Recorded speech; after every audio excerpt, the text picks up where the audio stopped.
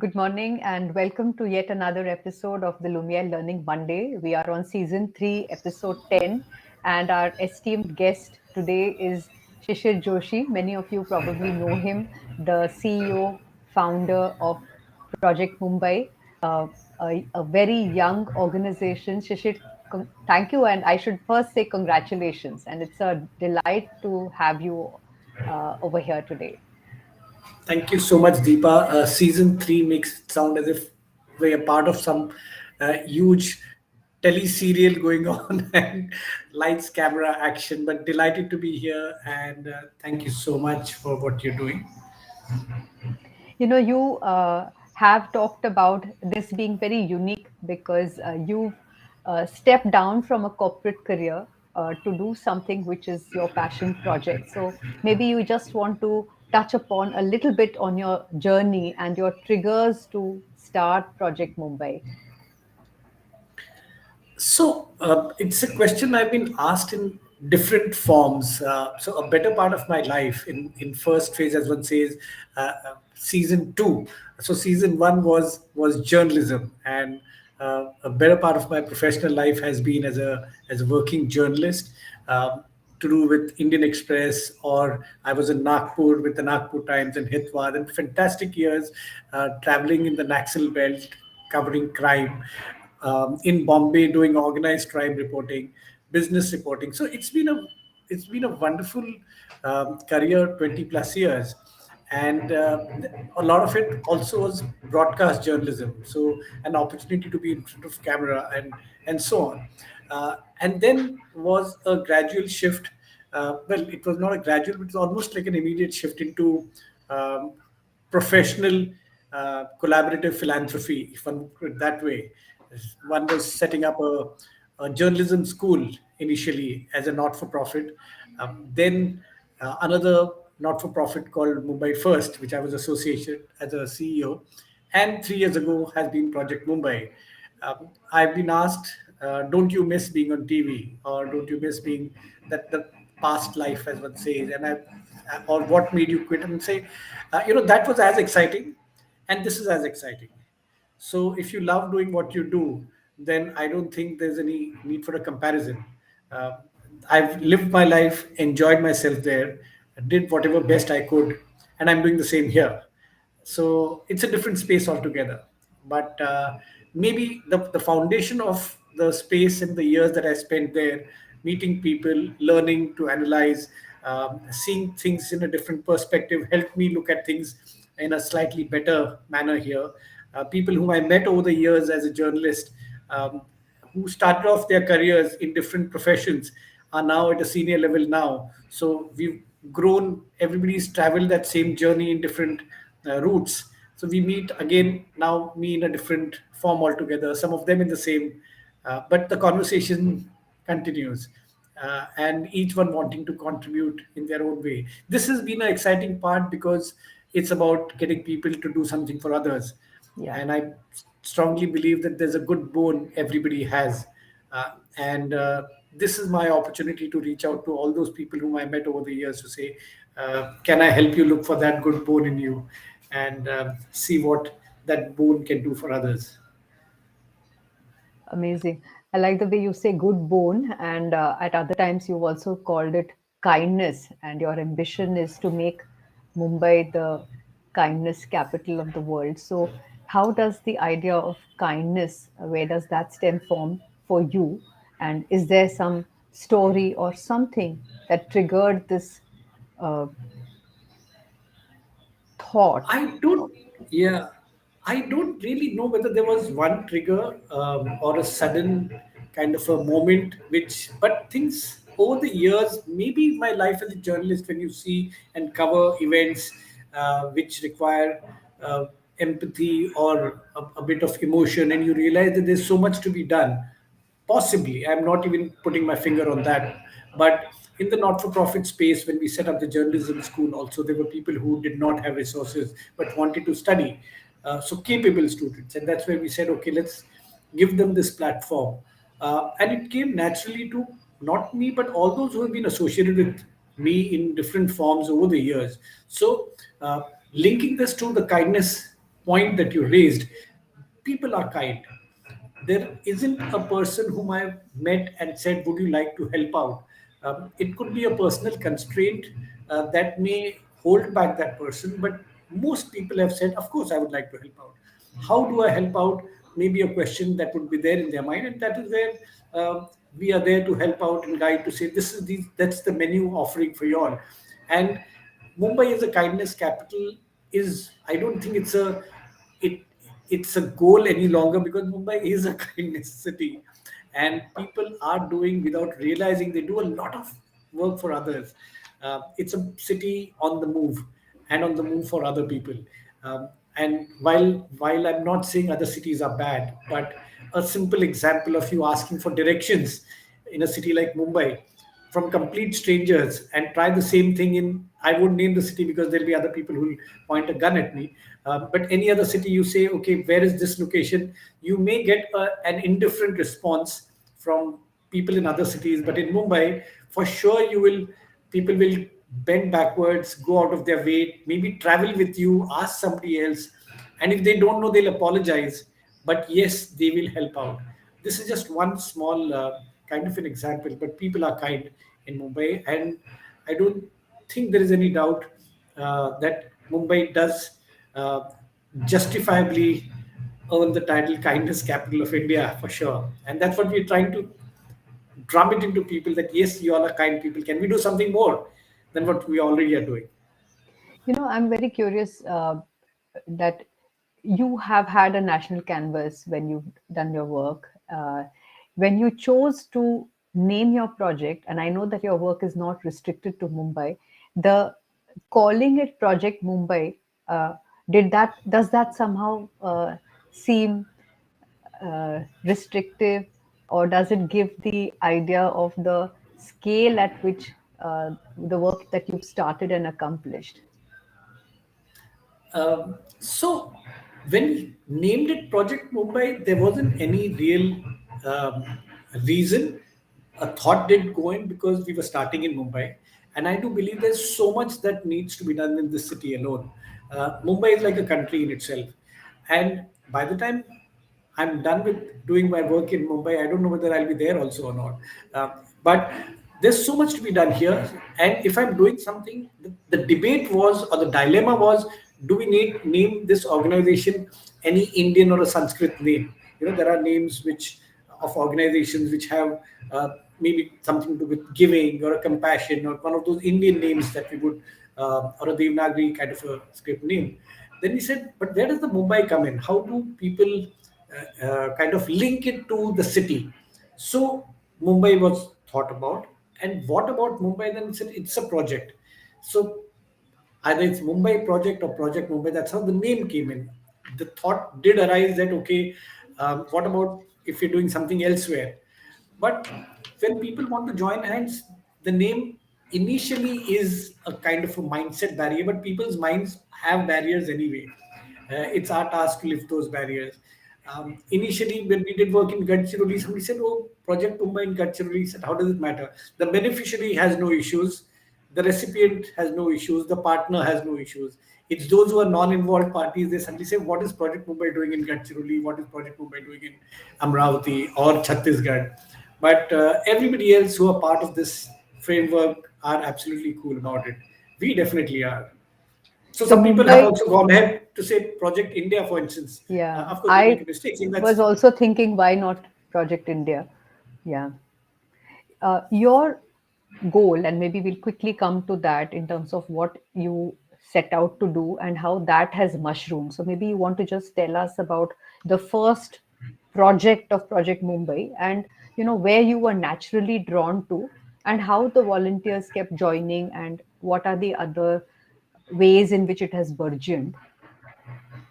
So, Deepa, if one were to ask, did we set out to do where we are today? No, we did not. We set out to do just doing good things selflessly. Okay, that's where it was. What triggered Project Mumbai also was, I remember sitting in a hospital waiting to meet a friend, and there were lots of other people there, and a lot of people who would come in and did not know this was a municipal hospital, and they said, "Where is this ward, or where is this department?" And there was a stream of people who would keep coming in, and then I started responding to them to say, okay, this is where. So 2 hours just went about explaining to people directions. And then I met the dean of that hospital and said, why don't you create better signages, a navigation system? So he said, because people are anyway stressed out in a hospital, they have other worries. And then to add to them this worry. So the doctor said, should we do medicine? Do we practice, or do we do signages? So there's only that much we can do. If there's somebody to help out. And the moment he said, I said, I'll help out, and said, if you are willing to help out, we are more than happy to take your help. At that point, Project Mumbai was not formed, nor was it an idea either. Then we went back to the drawing board, spoke to a few like minded people to say, if we are doing something at an institutional level, I think to give it credibility, also for the partners to work with us, it has to go beyond just an individual. And that's when we sat back, thought about how should it be? Should it be a society, a trust, a Section 8. And then we said, okay, let's call it a not for profit, Project Mumbai. That was the trigger which led to Project Mumbai getting formed. Everything else just kept adding on. People started reaching out. Our fundamental answer to each of these requests was a yes, because people need help. If I say, I don't think I do it, go to somebody else, it's not going to work, because people are reaching out because they need you. So we said, let's try to work out, if you're not capable, let's look at that capability. Let's create collaborations, bring in other people also who can do that. And that's how we grew. So that grew in terms of people who needed help. Similarly, that grew in terms of people who wanted to help.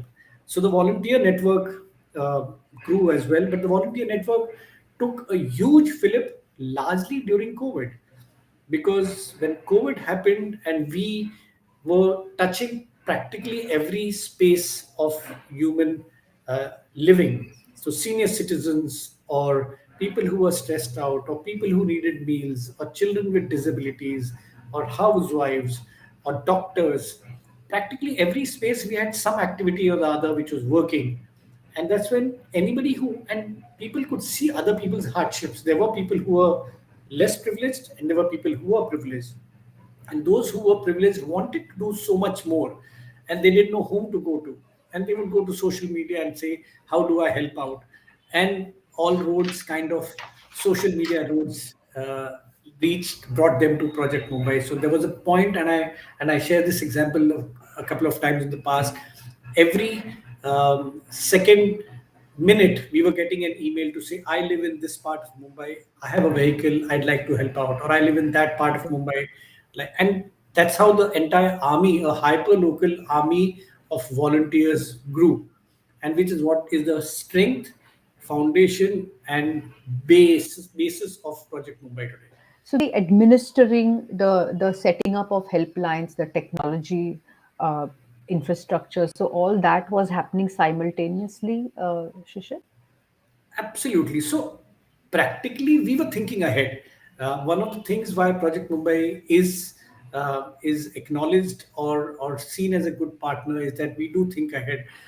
Constantly, the team thinks about what next is the need, and let's look at it. To give a simple example, when COVID was at its peak, so even before COVID began, we started the helpline because we realized people were getting stressed out. So a mental health helpline came about.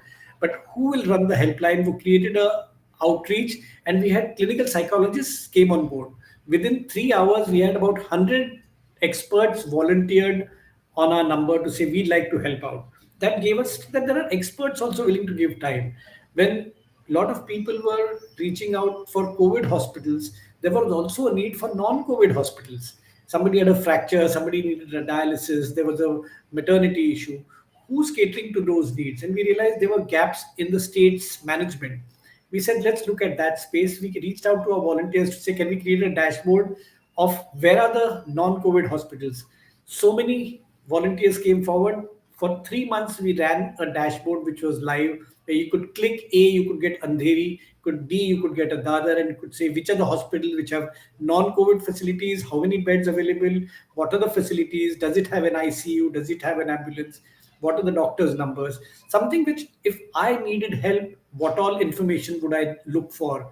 All that information, we put it out in the public domain because citizens would need that help. So it just grew. And we kept thinking, kept adding on, which is where somewhere when people say, can you send us a brief of the work that you've done? It's an embarrassingly long list because we are Yeah. constantly adding to the list of our work. So the projects which got started then, which continued for 3 months, then organically think volunteers move to other activities or uh, Yes, so people do come on board for a time. There yes. are a lot of dedicated volunteers who say, we'd like to do something more. So there Okay. are categories of volunteers. One, I want to do something, but I cannot step out. I want to do something, but I can step out. Or there's a category, I want to do something, there's only this what I can do. Then there are age groups. There are teenage volunteers, which we call T-champs. There are professionals who are working the office space who only have weekend as a time. There are, for instance, we have a vaccination activity going on for 15 to 18 year olds. At that point, we have volunteers who are handling the data entry. We put it out that okay, we have a camp here at so and so college or a school. How many of you can make some time? Hands go up.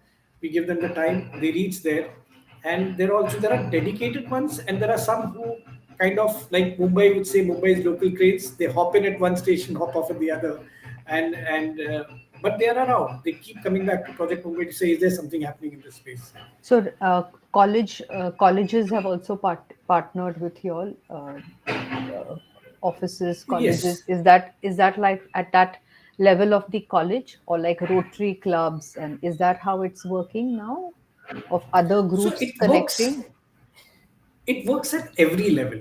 So Gotcha. depending on initiative to initiative, so it could be so when you mention Rotary, so there are the not-for-profit or like-minded organizations. When we did something for voting about a couple of years back, then the Rotary came on board as a partner, and they built a similar outreach and took forward our message. We have a road project called Naksha, which is mapping Mumbai's city roads and getting research done. The Mumbai University and all its NSS students are I part see. of this. So this is while this starts off at an institutional level, colleges and university, there are people who beyond the university calling say we'd like to continue. So some of them move on and do work for other things within the this. Is there anything else that I can do? Because then they look onto the website, then they see something else happening, they have the time, then or their friends are doing something, say we'd like to do something more. So sometimes the mindset could be limited to say I'd like to do something in the space of environment, and then they say okay, environment could mean a beach cleanup. There's so much more that can be done, and that's where our strength is. We create an offering of multiple choices for a person. If you can sit at home, maybe you can do a social media for us. You can do create a put a creative for us. Just build a website. So many things that can be done.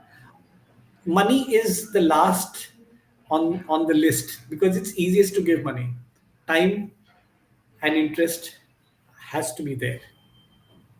Yeah, that's very well said because that's the one that's also the city of Mumbai lacks a lot, which is time. But I guess with people doing a lot of online, maybe they've saved a little bit on their commute times and on the energy also. Uh, so it's also a huge city. So while we do say that people do not have time, it's also how you approach them.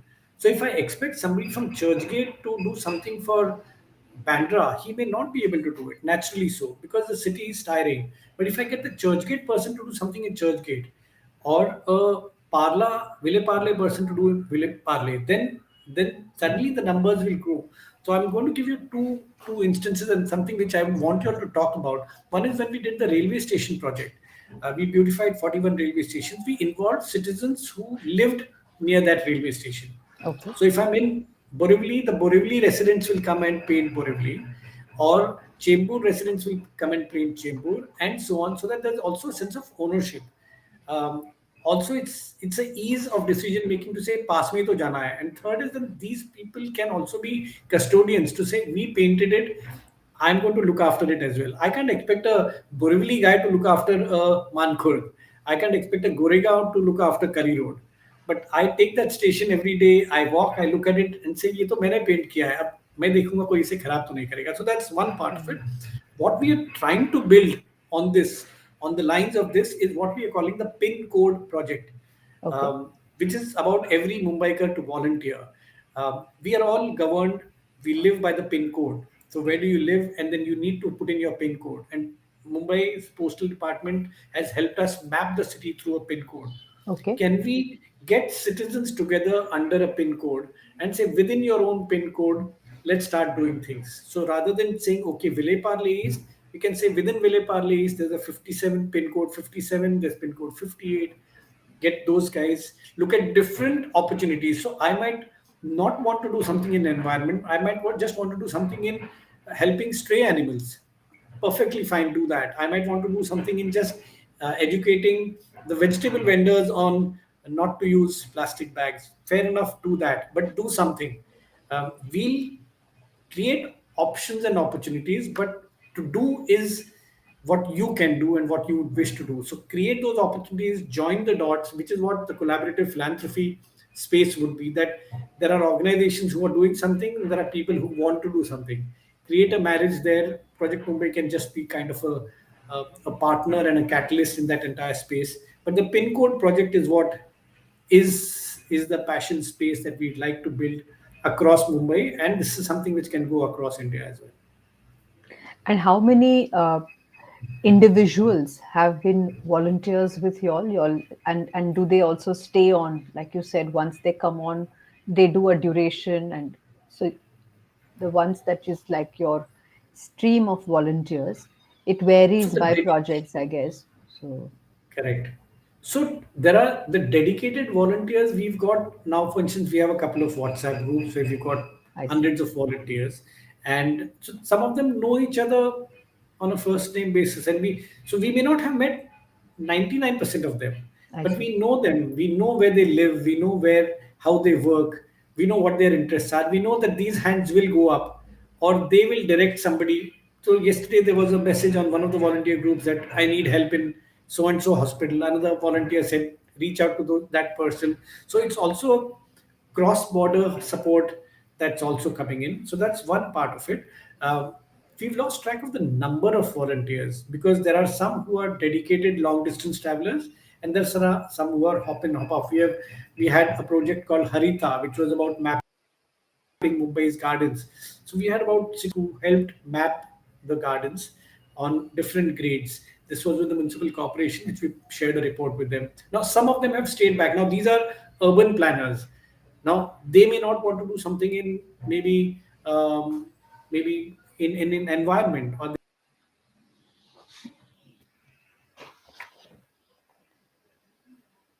Have we lost you, Shishir?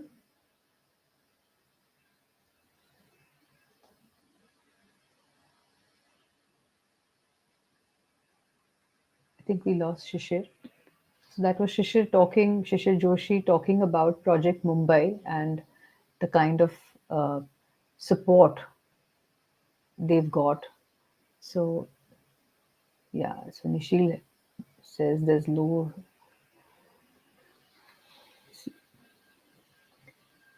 So till Shishir comes on board, I want you all to know that this is Shishir Joshi we're talking to, and he's talking about this remarkable network of individuals, public, private, uh, and people partnership that they've put together very successfully for Mumbai city.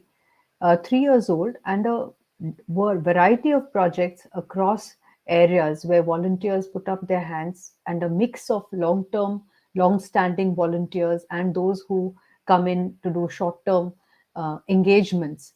Uh, there's also this whole attempt to map the city by pin code, so you make it even more granular for people to come down and volunteer and create this community.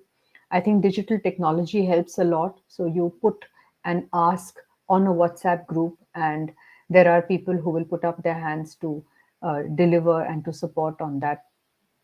When till Shishir comes, I'm also very pleased to say that they have won numerous records. So in July 2020, the United Nations awarded Shishir Joshi led Project Mumbai with the Social Development Goal Solidarity Action Award for 2020 for the humanitarian contribution to fight against COVID. and only 50 organizations globally have won this award. So that also goes to show, and they've already received, I think, close to several lots of recognition for their work. Best Startup NGO of 2020. They've got the Glenmark Foundation National Nutrition Award for 2021. Again, the Rotary Award for Philanthropic Service for 2021. And just to name a few, uh, Keshav Srishti Corona Yudha Award from the Governor of Maharashtra, the MCGM COVID Hero Award 2020. So, we had a whole series around Torchbearer Thursday, and at that time, Shishir was extremely busy. We couldn't bring him at that time. We were trying to reach him and his organization through a contact. And, he's coming in now, and already not beyond the COVID relief work, there is work that they have been doing for the city, like you heard, the beautification project of for the railways, the projects for mapping the gardens and the pin codes. Uh, when I was asking and complimenting Shishir, he says what they've put on the on the sheet, the activities that they put are possibly just about 40 to 50%, and there's a lot that is happening at a pace where we are not even able to keep up with the various projects and the activities that we undertake. So, leveraging infrastructure, leveraging information through the dashboard. And Shishir has a background as a journalist, and which also, so Shishir, I was telling the audience till you came in about the awards. I was also telling them that only about 50% of all the work is put in, the pace at which you all have been taking up projects and doing. So, in the last 3 minutes, I do want to know what is your vision and your dream? Where do you see this 3 years from now, the impact and the efforts? So, couple of things that I feel are important. One is from the volunteering point of view. I believe that every city could do with volunteering opportunities and volunteers, because it's a need for a public private people partnership. It's just not the role of a state or just not the role of a private sector, but people need to join hands, but they all need to work together. And so that's one part. So importance of good models of PPP is one. Second, there is the need for organizations. We're fortunate that Project Mumbai has played an important role, but like Project Mumbai, if we can manage to build more organizations, not just in Mumbai, but any other city.